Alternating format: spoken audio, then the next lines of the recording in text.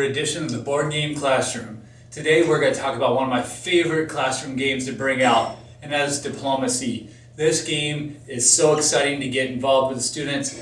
It's so much fun. They get excited. They get really pumped for it. They've been asking to play this game, and we finally get to that point in history class where we can break this thing out, and they are ready and they're fired up and they're ready to get this thing on and to start their fighting and their combat. Now, you might be wondering, why would I bring this game out when I spend so much of my time working on relationships with my students to get them to be able to work together, to cooperate with each other, and to bond, and then bring this game out and just destroy all that?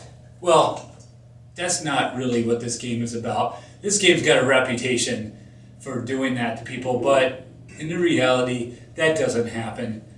Yes, the students will argue, and yes, they will even stab each other in the back, and they get mad about it, but we walk away from this game, they're not mad anymore, and they tell stories about it. I have students that tell stories about it years on after playing this game. Remember that time when Russia took over Austria-Hungary in the very first turn and just wiped it out?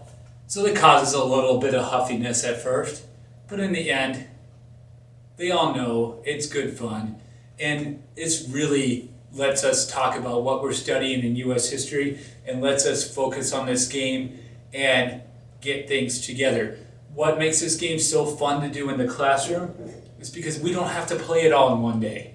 We don't have to worry about how it works. We don't have to try to get everything done all at once, because we can make a move. I can ask my students to write their orders and then tell them a due date for their orders to be in, and whether or not they actually get the orders in, that'll depend. And if a student forgets, then they forget and they don't get to do anything that turn.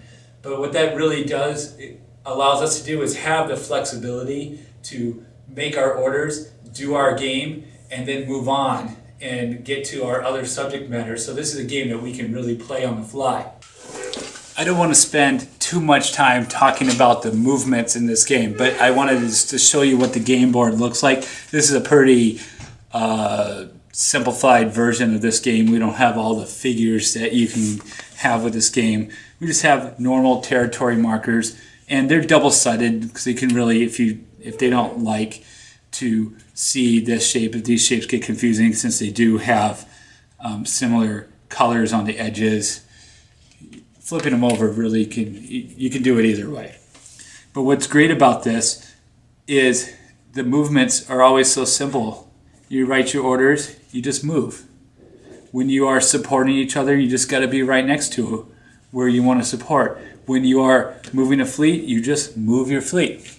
Now, one thing that I've found very useful when you play a game like this, that's going to be sitting out on the table for a while in the classroom and things get knocked around, when we play and we do our moves, I always take a picture of it with my phone, and then that way we can come back to it and say, yep, this needs to be fixed, and we don't have to try to remember where things need to be.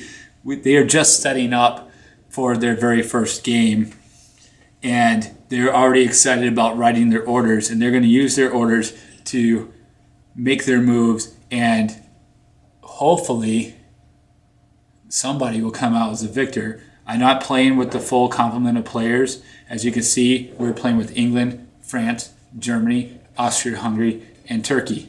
I don't have enough players for it all right now as we're a small school. But we are really able to get this game going with this particular group of students. And over the next couple weeks leading up to Christmas, we are able to talk about what is going on in the world at the time frame that this game is really set up. And that allows us to have lots of discussions as it leads up to what we will be studying this school year and what's coming up in our school year. This is what makes this game fun, is it's played over a number of seasons.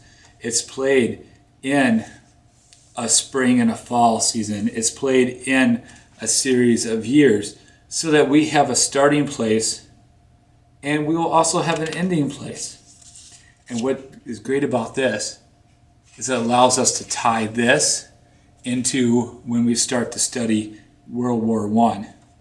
That makes this exciting to play with my students.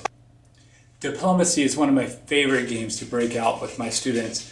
I look forward to doing it every year, and I hope if you have a classroom with students or a club or something going on, that you take the chance on taking an older game out, breaking it out, taking a risk, and getting this game played, because it is tremendous fun despite the reputation that this has as being a mean and nasty game, which sometimes it is, and I know people won't always play it. But get this out with a bunch of kids. It is a lot of fun with them as they learn and as they play, and it gives you an opportunity, just a great opportunity to talk about the backdrop of what was going on at this time. Thank you for watching. Have a great day.